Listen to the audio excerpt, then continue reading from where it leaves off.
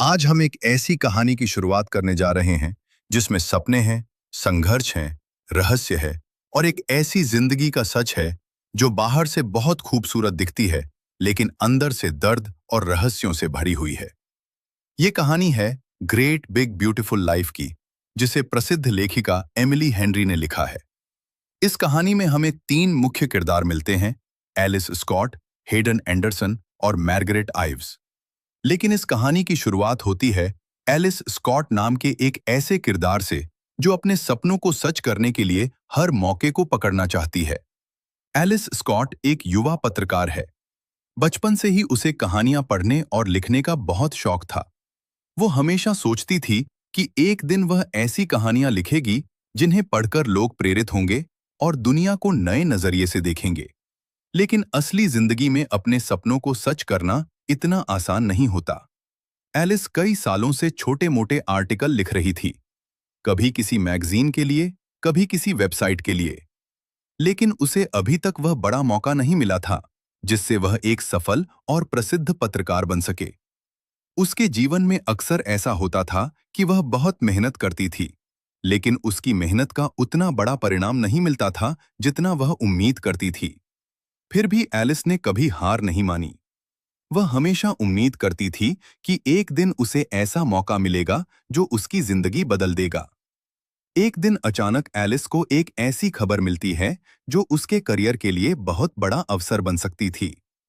उसे पता चलता है कि मैरिएट ईव्स नाम की एक रहस्यमयी महिला कई सालों से दुनिया से दूर रह रही है। अब अपनी जिंदगी की सच्ची कहानी दुनिया को बताना चाहती है। मैरिएट ईव्स का नाम कभी बहुत मशहूर हुआ करता था। वह एक बहुत अमीर और प्रभावशाली परिवार से जुड़ी हुई थी। उसका परिवार समाज में बहुत प्रसिद्ध था और लोग उनके बारे में अक्सर अखबारों और पत्रिकाओं में पढ़ते थे। लेकिन अचानक कई साल पहले मैरिएट ने दुनिया से दूरी बना ली थी। उसने लोगों से मिलना जुलना बंद कर दिया और वह एक शांत और दूर जगह पर रहने लगी। धीरे धीरे लोग उसके बारे में तरह तरह की बातें करने लगे। कुछ लोग कहते थे कि उसके परिवार में कोई बड़ा विवाद हुआ था। वह चाहती है कि कोई लेखक उसकी पूरी जिंदगी की कहानी लिखे, एक ऐसी कहानी जिसमें उसके जीवन के सारे सच हों, उसके फैसलों के पीछे की वजह हो और वह सब कुछ हो जो लोगों ने कभी समझा ही नहीं। जब यह खबर एलिस तक पहुंचती है तो उसे तुरंत एहसास होता है, अगर वह मार्गरेट आइव्स की कहानी लिख पाती है तो यह उसकी जिंदगी और करियर दोनों बदल सकता है। एलिस को वहां बुलाया जाता है। वह वहां पहुंचती है, तब उसे पता चलता है कि यह मौका सिर्फ एलिस को ही नहीं मिला था। मार्गरेट ईव्स ने एक और व्यक्ति को भी बुलाया था और उसका नाम हेडन एंडरसन। हेडन एंडरसन एक बहुत प्रसिद्ध और अनुभवी लेखक था। उसने पहले भी कई मशहूर लोगों की बायोग्राफी लिखी थी और उसकी किताबें बहुत सफल रही थीं। जहां एलिस अभी अपने करियर की शुरुआत में थी, वहीं हेडन पहले से ही एक बड़ा नाम बन चुका था।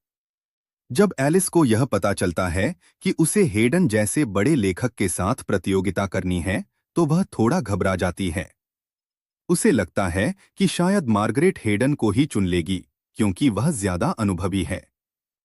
लेकिन एलिस के अंदर एक बात बहुत मजबूत थी, उसका आत्मविश्वास। वह जानती थी कि उसके पास अनुभव भले कम हो, लेकिन उसके अंदर सच्चाई को समझने की क्षमता और लोगों की कहानियों को दिल से महसूस करने की ताकत है। मैरिएट दोनों को अपने पास बुलाती है और एक अनोखी शर्त रखती है।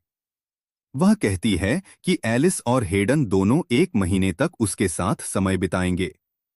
वे उससे इंटरव्यू लेंगे, उसकी बातें सुनेंगे और उसकी जिंदगी को समझने की कोशिश करेंगे। एक महीने के बाद मार्गरेट फैसला करेगी कि उसकी कहानी कौन लिखेगा। यह सुनकर दोनों लेखक इस चुनौती को स्वीकार कर लेते हैं। लेकिन इस फैसले के साथ ही कहानी में एक नया मोड़ शुरू होता है। अब एलिस और हेडन सिर्फ लेखक नहीं थे, वे एक प्रतियोगिता के हिस्सेदार बन चुके थे। दोनों चाहते थे कि मैरिएट उन्हें चुने। एलिस के लिए यह मौका उसके सपनों की चाबी था और हेडन के लिए यह एक और बड़ी सफलता हासिल करने का अवसर। जैसे जैसे कहानी आगे बढ़ती है, एलिस मार्गरेट से मिलने के लिए उस जगह पहुंचती है जहां वह रह रही होती है। वह जगह बहुत शांत और खूबसूरत होती है, शहर की भीड़भाड़ और शोर से बिल्कुल दूर। वहां पहुंचते ही एलिस को महसूस होता है कि मार्गरेट आइव्स की जिंदगी के पीछे सचमुच कोई गहरी कहानी छिपी हुई है। मार्गरेट का व्यक्तित्व भी बहुत रहस्यमयी था। वह बहुत शांत और समझदार लगती थी, लेकिन उसके चेहरे पर कभी-कभी एक गहरी उदासी दिखाई देती थी, जैसे उसने जिंदगी में बहुत कुछ खोया हो। एलिस को धीरे-धीरे एहसास होने लगता है कि यह सिर्फ एक बायोग्राफी लिखने का मौका। मैरीगेट ईव्स का व्यक्तित्व बहुत अलग था। वो बहुत शांत, समझदार और आत्मविश्वासी महिला थी, लेकिन उसकी आंखों में एक गहरी उदासी भी दिखाई देती थी, जैसे उसने जिंदगी में बहुत कुछ खोया हो और अब वो सब कुछ अपने अंदर छिपाकर जी रही हो।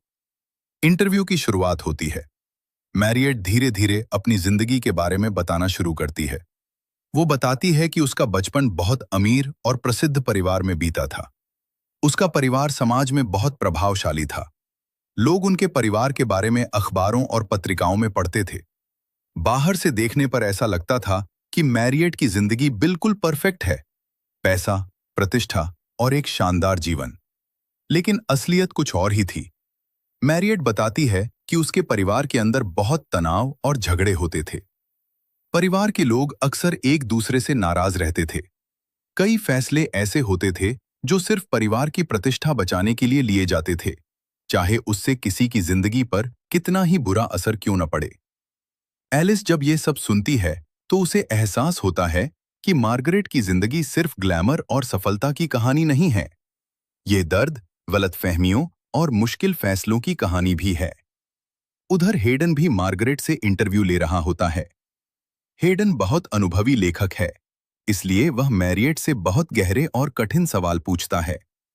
एलिस और हेडन दोनों कोशिश करते हैं कि वे मैरियट की जिंदगी को सबसे बेहतर तरीके से समझ सकें। लेकिन इसी के साथ दोनों के बीच प्रतियोगिता भी बढ़ती जाती है। कभी-कभी ऐसा होता है कि एलिस को लगता है कि हेडन उससे ज्यादा जानकारी हासिल कर रहा है, और कभी हेडन को लगता है कि एलिस मार्गरेट के ज्यादा करीब हो रही है। दोनों एक दूसरे को अपने प्रतिद्वंदी की तरह देखते हैं। लेकिन समय के साथ-साथ एक दिलचस्प बदलाव आने लगता है। एलिस और हेडन कई बार एक ही जगह पर मार्गरेट से मिलने आते हैं। कभी वे समुद्र किनारे टहलते हुए बात करते हैं, कभी घर के बगीचे में बैठकर मार्गरेट की बातें सुनते हैं। धीरे धीरे वे एक दूसरे को समझने लगते हैं। एलिस को एहसास होता है कि हेडन सिर्फ एक घमंडी और आत्मविश्वासी लेखक नहीं है, बल्कि वह भी अपने काम को लेकर बहुत ईमानदार और संवेदनशील है। दूसरी तरफ हेडन भी समझने लगता है कि एलिस भले ही नई पत्रकार हो, लेकिन उसके अंदर लोगों की भावनाओं को समझने की एक खास क्षमता है। उनके बीच की दूरी धीरे धीरे कम होने लगती है। एक दिन मैरियट उन्हें अपनी जिंदगी का एक बहुत महत्वपूर्ण हिस्सा बताती है। वह बताती है कि उसकी जिंदगी में एक ऐसा समय आया था जब उसे बहुत कठिन फैसला लेना पड़ा था। ऐसा फैसला जिसने उसके रिश्तों को हमेशा के लिए बदल दिया। उसके परिवार में एक बड़ा विवाद हुआ था और उस विवाद के कारण कई रिश्ते टूट गए थे। मैरियट कहती है कि उस समय उसने जो फैसला लिया था, वह शायद बाहर से देखने पर गलत लगता है, लेकिन उसने वह फैसला इसलिए लिया क्योंकि वह अपने परिवार के कुछ लोगों को बचाना चाहती थी। यह सुनकर एलिस और हेडन दोनों को एहसास होता है कि मार्गरेट की जिंदगी में कई ऐसी बातें हैं जिन्हें दुनिया ने कभी सही तरह से नहीं समझा। मैरियट की कहानी सिर्फ एक अमीर परिवार की कहानी नहीं है। यह एक ऐसी महिला की कहानी है जिसने अपने प्रिय लोगों की रक्षा के लिए कई बार खुद को अकेला कर लिया। इसी दौरान एलिस और हेडन के बीच का रिश्ता और भी गहरा होने लगता है। वे अब सिर्फ प्रतियोगी नहीं रहे, वे एक दूसरे के दोस्त बनने लगे थे। कई बार वे मार्गरेट की कहानी पर चर्चा करते हैं, अपने विचार साझा करते हैं और समझने की कोशिश करते हैं कि आखिर मैरियट की जिंदगी की असली सच्चाई क्या है। लेकिन अभी भी एक सवाल बाकी है। मैरियट आखिर किसे चुनेगी? क्या वह एलिस को चुनेगी, जो उसकी कहानी को दिल से समझ रही है, या हेडन को, जो एक अनुभवी और सफल लेखक है? जैसे जैसे महीने का समय खत्म होने लगता है, कहानी और भी रोमांचक हो जाती है। एलिस को महसूस होने लगता है कि यह अनुभव उसकी जिंदगी बदल रहा है। वह सिर्फ एक कहानी नहीं लिख रही थी, वह एक ऐसी जिंदगी को समझ रही थी जिसे दुनिया ने गलत तरीके से देखा था। और शायद इसी प्रक्रिया में एलिस खुद भी बदल रही थी। लेकिन कहानी का सबसे बड़ा मोड़ अभी बाकी था, क्योंकि मैरिएट ईव्स की जिंदगी का सबसे बड़ा रहस्य अभी सामने आना बाकी था। और यही रहस्य तय करेगा कि उसकी कहानी कौन लिखेगा। और एलिस तथा हेडन की जिंदगी। आगे पिछले भाग में हमने देखा कि एलिस स्कॉट और हेडन एंडरसन दोनों मार्गरेट आइव्स की जिंदगी की कहानी समझने की कोशिश कर रहे हैं। धीरे धीरे मार्गरेट अपनी जिंदगी के कई रहस्य उनके सामने खोलती है। लेकिन उसकी जिंदगी का सबसे बड़ा सच अभी भी सामने आना बाकी था। महीने का आखिरी हफ्ता शुरू हो चुका था। एलिस और हेडन दोनों जानते थे कि अब मार्गरेट बहुत जल्द फैसला लेने वाली है कि उसकी बायोग्राफी कौन लिखेगा। इसी दौरान मार्गरेट उन्हें अपनी जिंदगी। कभी कभी हम लोगों को उनके बारे में पूरी सच्चाई जाने बिना ही जज कर लेते हैं, लेकिन जब हम किसी की कहानी को ध्यान से सुनते हैं, तब हमें समझ आता है कि हर इंसान की जिंदगी वास्तव में एक ग्रेट बिग ब्यूटीफुल लाइफ होती है, जिसमें खुश बचाने के लिए खुद अकेली हो गई थी। ये सुनकर एलिस बहुत भावुक हो जाती है। उसे एहसास होता है कि मैरिगेट की जिंदगी के बारे में दुनिया ने हमेशा गलत समझा।